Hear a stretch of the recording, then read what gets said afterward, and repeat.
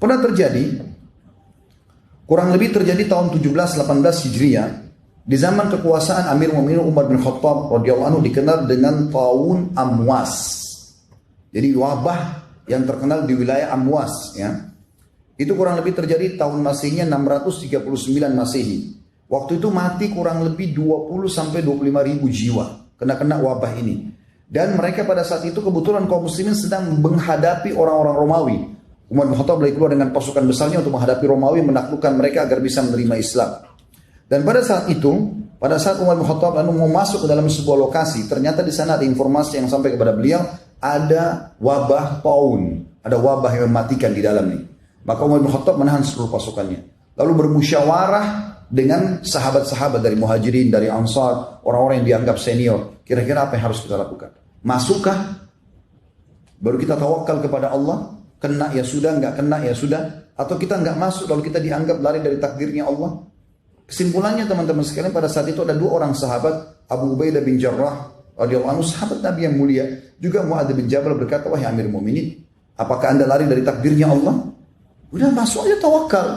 Lalu Umar bin Khattab menjawab, mengatakan, wahai Abu Ubaidah, kalau seandainya bukan kau yang ucapkan, artinya sayang kalau kau sampai ucapkan itu, sebenarnya kau harus berilmu. Lalu kata Umar, bagaimana kalau seandainya kau punya gembalaan, lalu ada dua buah lembah, satu lembahnya itu tidak ada tanamannya, yang satu ada tanamannya, kira-kira yang mana kau akan bawa gembalaanmu? Ke tanah tandus lalu kau katakan tawakal Allah, atau ke tanah yang ada tumbuh-tumbuhannya?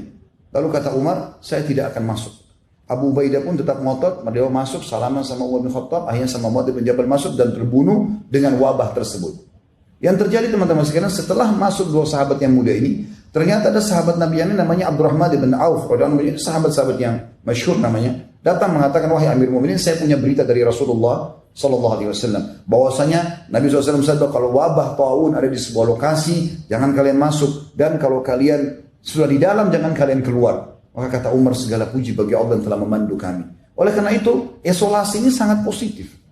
Artinya memang kita tidak masuk ke sana, atau bahkan kita menahan dulu orang tidak sembarangan masuk ke negara kita, bagiannya sangat positif. Sekarang banyak orang bertanya-tanya, kenapa Arab Saudi tidak izinkan umrah? Lalu kemudian sangka buruk, berpikir positif dulu. Saya dapat informasi di sana, Ka'bah itu kan selalu dipegang oleh orang.